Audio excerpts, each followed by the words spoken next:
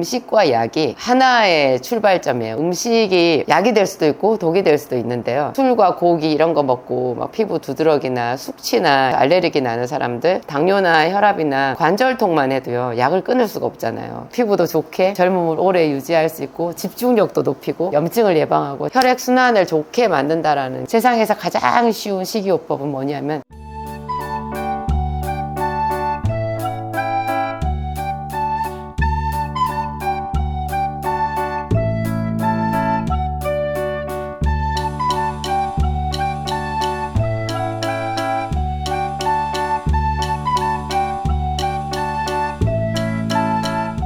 안녕하세요, 진약사입니다.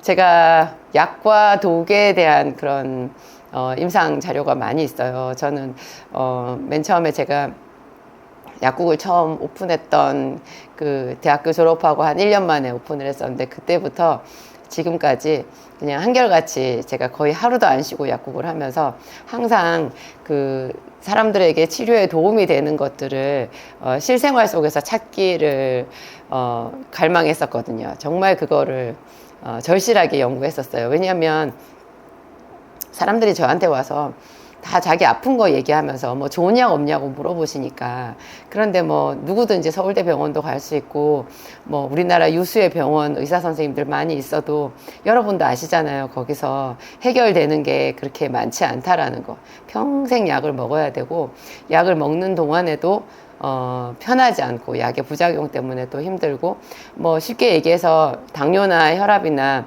뭐 관절통만 해도요, 약을 끊을 수가 없잖아요. 계속 통증 클리닉 다니면서 주사 맞고 힘들거든요. 그러니까 그런 사람들이 뭐 약사님 좋은 약 없어? 이렇게 물어보는데, 제가 그분들을 도와줄 방편을 연구를 하다 보니 자연적으로 대체의학 이런 거, 또 한약 이런 거 많이 제가 살펴보게 되었고요. 대체의학, 한약을 연구하다 보니까 또 음식을 많이 이렇게 접하게 되는 거예요. 왜냐하면 음식과 약이 사실은 하나의 출발점이에요. 음식도 거의 약이거든요. 건강한 사람들은 음식만 먹고 건강을 유지하잖아요. 근데 몸이 아픈 사람들은 먹을 수 있는 음식이 현저히 줄어들고 뭐 이것저것 많이 가려서 먹어야 되는데, 하여튼 건강을 유지하는 가장 기본적인 것은 음식이니까요. 근데 음식만 좀 잘못 먹어도 그것 때문에 저희가 독이 될 때가 많이 있잖아요. 뭐 음식 잘못 먹어서 알레르기 나는 사람들, 또 술과 고기 이런 거 먹고 막 피부 두드러기나 숙취나 이런 걸로 고생하는 사람들도 있고, 뭐 그렇죠. 하여튼 음식이 약이 될 수도 있고 독이 될 수도 있는데요. 제가 그런 거를 이렇게 잘 조절을 해서 그 사람들이 잘 이렇게 실생활에 적용하는 것을 식이요법이라고 하잖아요. 그래서 아토피가 있는 아이들은 과자를 먹으면 안 되고, 또 뭐 너무 매운 거, 짠 거, 뭐 이렇게 기름진 거 이런 거 먹으면 안 되는데, 그거를 아토피 있는 아이들한테 적용을 하면서 치료를 하려고 하니까 이 식이요법이 얼마나 어려운지. 그리고 어떤 사람들은 그 뭐 당뇨 있어가지고 또 식이요법 하기도 하시고, 체중 조절 때문에 식이요법을 하기도 하시는데요. 뭐 비건식 이런 것도 요즘에 얘기를 많이 하잖아요. 그런데 극단적인 식이요법은 오히려 더 그 몸을 해치는 거라는 거 여러분 잘 아실 거예요. 제가 오늘 여러분들한테 말씀드릴 거 가장 간단하면서도 그러나 효과는 너무너무 좋은 식이요법 딱 한 가지거든요. 그게 기름에 대한 거예요, 여러분. 기름을 잘 골라서 먹기만 해도 우리 몸이 굉장히 건강해져요. 왜냐하면 기름이 우리 몸의 생명력이거든요. 제가 성경을 많이 보잖아요. 그래서 제가 성경 강사, 기도학교 강사로도 활동을 하고 있는데, 그 성경에 제가 연구하는 이 건강에 대한 핵심적인 비법이 많이 들어 있었어요. 근데 성경에 이런 말이 있는 거예요. 그 얼굴을 윤택하게 하는 기름, 그런 이야기가 있고요. 그 다음에 골수를 윤택하게 하는 기름. 골수가 뭐냐면 사람의 피를 만드는 그 뼈 속에 있는 줄기 같은 거거든요. 그거를 뼈 속에서 피를 잘 만들게 한다라는 거, 그게 건강의 원천이잖아요. 골수를 윤택하게 하는 것이 기름이라는 거예요. 그리고 성경에 보면 하나님께 전능하신 하나님께 제사를 드릴 때요, 뭐 소로 제사를 드리면 소의 등심, 안심 이런 거 드려야 될 것 같잖아요. 근데 그런 거 안 드리고요. 그 피와 기름으로 제사를 드려요. 우리는 피와 기름 안 먹잖아요. 그 기름도 또 어떤 걸 얘기하냐. 고기 속에 들어있는 이런 박혀있는 기름이 아니라 내장에 덮여있는 그 콩팥과 간과 이런 내장에 덮여있는 기름을 걷어내고요. 그 또 소의 피를 짜가지고 피를 이렇게 받아가지고 그 피와 기름으로 하나님께 제사를 지내는데 하나님께서 성경에 이렇게 기록이 되어 있어요. 피와 기름에는 생명이 있다는 거예요. 그러고 보니까 여러분 우리가 그 먹는 주방에서 쓰는 기름이요 다 씨앗 기름이더라고요. 씨앗은 뭐예요? 과학으로 절대로 씨앗을 만들지를 못해요. 왜냐하면 씨앗에는 생명이 있거든요. 겉으로 보기에는 수박씨, 참외씨, 뭐 호박씨 얼마나 이게 하찮게 보여요. 근데 이게 땅 속에 들어가면요 적당한 그 기온과 햇빛과 그 물, 수분 이런 게 주어졌을 때 싹이 나온단 말이에요. 이게 생명이 있는 거예요. 사람이 아무리 과학이 발달해도 이러한 하찮아 보이는 씨앗을 만들지를 못하는 게 그 속에 생명이 있기 때문인데 희한하게도 이 씨앗에 기름이 많은 거예요. 사람의 정자와 난자도 여러분 기름으로 만들어지는 거 아세요? 그래서 콜레스테롤 약을 먹잖아요. 그래서 기름을 차단해 버리면 성기능에 이렇게 굉장히 장애가 생겨요. 성기능에 장애가 생기고 사람이 그냥 갑자기 늙어버리거든요. 근육도 빠지고. 그래서 이 우리 몸의 기름은 굉장히 중요한 거고요. 또 왜 그 여드름 굉장히 심한 심상성 좌창이라고 병명이 붙어 있는 그런 심한 여드름에 쓰는 약이 있어요. 그 로아큐탄이나 혹은 그 비슷한 그 이렇게 이름을 가진 약들이 있는데 그 약에는 빨간 딱지가 크게 붙어 있는데요. 6개월 이내 임신 금지예요. 아니 여드름 약이 왜 6개월 이내 임신 금지예요? 6개월 이내 임신 금지라고 딱지가 딱 붙어 있는 약은 잘 없어요. 거의 없어요. 사람들은 감기약만 먹어도 기형아 나올 줄 아는데 사실 그렇게 독성이 세진 않거든요. 그런데 그런 약 중에서 이 로아큐탄이라는 그 여드름에 쓰는 약은 6개월 내 임신 금지라고 아주 크게 붙어 있는 거예요. 왜냐하면 그게 피지를 말리는 약이거든요. 여러분 피지가 뭐예요? 우리 몸에 이게 피지선, 기름선이잖아요. 이거를 말려버리면 정자와 난자, 특히 정자에 이상이 생겨요. 난자도 이렇게 이상이 생기는 거예요. 무슨 뜻이냐면 피지를 말리는 이 기름이 기름으로 된 정자와 난자를 해친다라는 거예요. 그러니까 사람의 씨앗에 해당되는 정자와 난자도 기름이고요. 우리가 먹는 주방의 거의 모든 기름이 씨앗에서 추출한다는 거예요. 그러니까 기름을 잘만 먹어도 우리 몸의 생명력이 왕성해진다는 얘기고 모든 약 중에서 기름을 차단하는 약은 웬만하면 먹지 말아야 된다. 그거를 약을 먹어서 할 게 아니라 우리가 스스로 기름 시기를 조절을 해서 운동을 하든지 식이요법을 해서 그 기름 수치를 조절해야 된다라는 것을 딱 알 수가 있어요. 여러분도 그냥 감 잡으시죠. 오늘 제가 말씀드릴 그 기름은 일단 나쁜 기름을 차단하는 건데 가장 나쁜 기름이요. 과산화 지질이라는 거예요. 이게 탄 기름을 말해요. 그리고 공기 중에서 산화된 기름. 산화된 기름. 여러분 생선 같은 거 구워 먹고 나서 후라이팬을 완전히 깨끗하게 씻고 닦지 않고 그냥 뚜껑 덮어놨다가 이틀 3일 지난 다음에 그 뚜껑 열면 기름 쩐내 나죠. 그게 완전히 상한 기름인데 그게 과산화 지질이에요.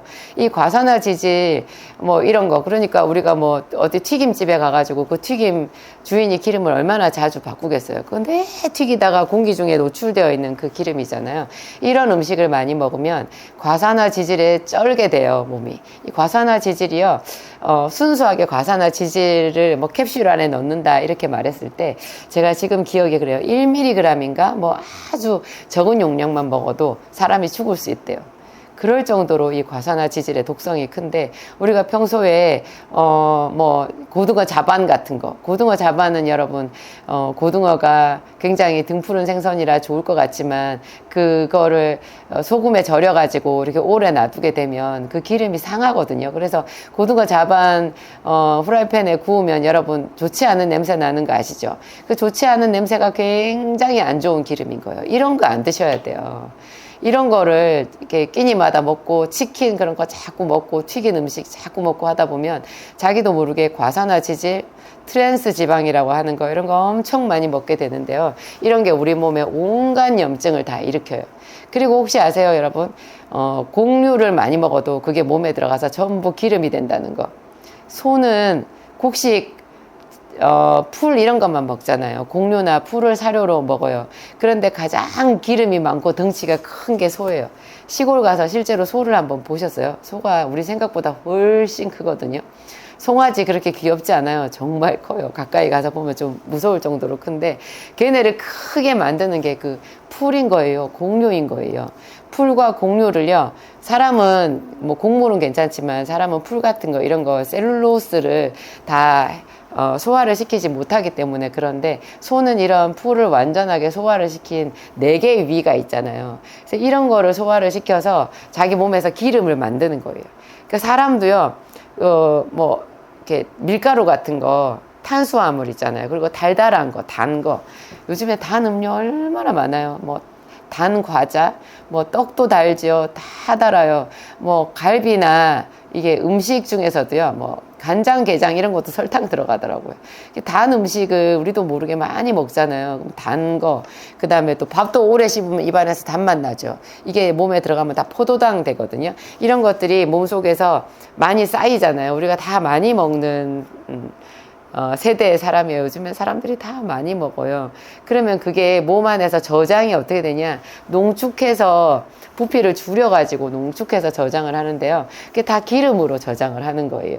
그러니까 나는 고기를 하나도 안 먹는데 약사님 콜레스테롤 수치가 높대. 그 기름이 어디서 왔을까? 이렇게 얘기하는데요. 단 거랑 과잉으로 먹은 그 곡류 같은 거예요. 곡류 이런 것들이 몸에서 지방으로 바뀌어가지고 쌓이게 되는데요. 이게 이제 굉장히 안 좋은 기름이 되는 거예요. 적당히 몸에 기름이 있는 것은 상당히 근력이 되고 힘이 되거든요. 근기가 있잖아요. 그런데 이거를 조금만 많이, 특히 밤에 먹게 되면 이게 거의 다 기름으로 쌓여가지고 우리 몸 속에 이제 과다한 내장 지방을 만들어서 거기서 염증 물질이 끊임없이 나오게 되거든요. 그래서 사람들이 고지혈증, 콜레스테롤 수치가 아주 높게 되고 중성지방 수치 높고 LDL 수치 뭐 굉장히 높아지는데 당뇨도 걸리고 그러면서 몸에 염증 수치가 올라가면서 막 관절염도 생기고 제 생각에는 이런 것들에다가 스트레스가 합쳐져 가지고 암도 생기는 것 같아요. 저는 이제 극도의 스트레스가 쌓여가지고 이제 3년 전에 유방암 진단을 받고 지금도 회복 중에 있는데요. 제가 아프고 나서 특히 이제 뭐 유방암 자체는 통증은 없는데요. 그것 때문에 수술을 하고 항암을 했잖아요. 이 항암제가 엄청난 독이에요. 이 독극물을 제 몸에다가 넣어서 거의 죽을 지경까지 이르게 하고 나니까 제 몸이 다 망가진 거 있죠. 이 독성을 제가 지금도 배출하면서 치료하고 있는데요. 이런 거 염증을 치료하는 굉장히 중요한 게 기름이에요. 지금 제가 안 좋은 기름을 차단하는 얘기를 했는데요. 그러면 좋은 기름이 있잖아요. 좋은 기름이 1번이 오메가3예요. 여러분, 오메가3가 그 등푸른 생선, 네, 많잖아요. 근데 바다에 사는 생선은 다 기름이 많아요. 여러분, 조기나 갈치 같은 것은 등이 푸르지 않잖아요. 그런데 음식을 해보면 알잖아요. 조기 매운탕 끓여보셨어요? 기름이 얼마나 많은지 몰라요. 갈치 조림 같은 거 보세요. 여러분, 다 기름이거든요. 심해어유라 그래요. 깊은 바닷속에 사는 물고기의 기름. 그것의 주 성분이 오메가3인데요. 이 오메가3는 깊은 바다 물속에 있는 이유가 있어요. 이게 육지에 나오잖아요. 그러면 그냥 공기랑 만나면 바로 변해요. 그래가지고 이 좋은 오메가3를 우리가 음식으로는 섭취할 수가 없다는 것 아니겠습니까? 제가 저희 막내 아들이 지금 27살인데 이 아들이 이제 99년생이거든요. 그때 태어났을 때 그 무렵이 그 오메가3를 분유에다가 넣는 것이 유행이었어요. 근데 저는 그때도 이 건강기능식품에 대해서 한참 연구를 하고 공부를 했기 때문에 오메가3 같은 그 기름을 그런 불안정한 공기와 접촉하는 순간 변해서 독이 되는 그 기름을 분유는 가루로 되어 있잖아요. 뚜껑 열면 바로 그 가루가 공기랑 접촉되잖아요. 거기다가 넣으면 뚜껑 열기 전에 벌써 다 상할 텐데 제가 그렇게 생각을 했거든요. 근데 그 당시에 오메가3가 들어있지 않는 분유를 찾을 수가 없었어요. 근데 제가 어쩔 수 없이 그래서 비싼 돈을 주고 그런 최고급 분유를 사서 캔을 딱 따는 순간에 기겁을 했잖아요. 완전히 아까 제가 말씀드린 그 후라이팬, 닦지 않은 후라이팬에서 나는 그 쩐내가 그 애기 분유통에서 막 진동을 하는 거예요. 그거를 애기를 먹였더니 저희 애가 막 시퍼런 똥을 싸고요. 그리고 그 기저귀를 삶아서 빨아서 뭐 깨끗이 세제로 하고 그것도 부족해가지고 막 세제 넣고 삶았어요. 삶아가지고 그렇게 깨끗이 헹궈서 옥상에 빨래에 넣는데도 그 기저귀에 있잖아요. 그 기름 냄새가 나는 거예요. 어떻게 되는 거예요? 그게 애기한테 뭐 여러분 약이 되겠어요? 독이 되겠어요? 그건 무슨 뇌 기능 좋게 하는 거 아니고 오히려 뇌세포를 망가뜨릴 것 같아요. 오메가3는 그래서 여러분 반드시 건강기능식품 캡슐로 먹어야 돼요. 오메가3는 두 가지 이제 우리가 섭취할 때 고려해야 되는 점이 두 가지가 있는데, 자연 상태에 있는 오메가3는 굉장히 흡수는 잘 되거든요. 그런데 순도가 낮아요. 그래가지고 잡기름이 많이 들어있고 그 적정량의 우리 몸을 좋게 할 만한 그런 오메가3를 먹으려면 너무 많이 먹어야 되는 거예요. 그거 먹다가 다른 기름까지 같이 먹게 되잖아요. 그래서 순도가 문제가 있고, 또 이제 그냥 오메가3를 추출을 해가지고 캡슐로 이렇게 만들면 순도는 높은데요. 이게 자연 상태의 기름하고 달리 이렇게 추출을 하게 되면 이게 흡수율이 현저히 떨어지는 거예요. 그래서 오메가3 소화가 안 돼가지고 못 드시는 분들 많을걸요. 이 두 가지를 다 해결을 한 제품이 RTG라고 하는 알파벳 RTG가 붙어 있는 오메가3 제품이 있어요.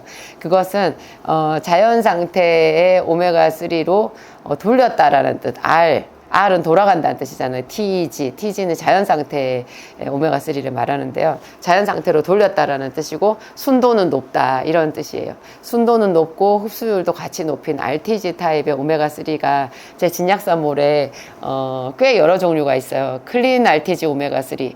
이것은 명태에서 추출한 거고요. 여러분, 명태는 등푸른 생선이 아니잖아요. 그런데 오메가3가 많아요.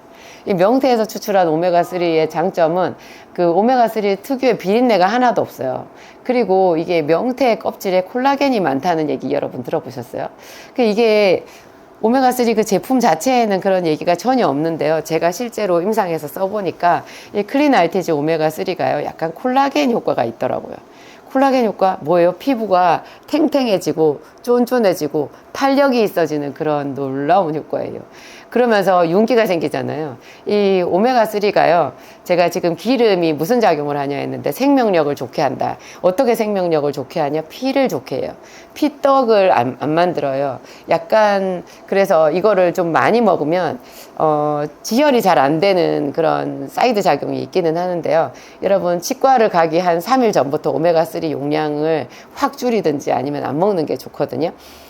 근데 이게 뭐 병원에서 쓰는 아스피린이나 그런 혈전약 있잖아요. 그런 것에 비해서는 훨씬 순하기는 해요. 하여튼 오메가3는 어쨌든 혈전을 만들지 않는다. 그래서 피딱지가 없어가지고 혈액순환을 좋게 만든다라는 게 있고요. 그리고 염증을 현저히 떨어뜨려요. 아까 과산화지질 같은 그런 독성 기름은 염증을 만들어가지고 정말 치명적이라고, 죽을 수도 있다고 제가 말씀드렸잖아요. 이 오메가3를 제대로 먹으면 그런 평소에 좋지 않은 기름 때문에 쩔어 있는 몸에도 그 기름독을 해결하는 작용이 있어요. 그래서 항염증 작용, 그리고 이게 뇌의 구성 성분이에요. 그리고 제가 아까 말씀드린 대로 정자와 난자와 뭐 이런 사람의 그 생식선 있잖아요. 이런 것들도 다 기름으로 되어 있거든요. 그래서 오메가3를 많이 먹으면 사람이 생기가 있어지는 거예요. 그리고 이 우리 피부가 여러분 촉촉해지는 게 뭐 수분이 많아야 되는 것 같은데요. 수분 아무리 떡지게 발라보세요.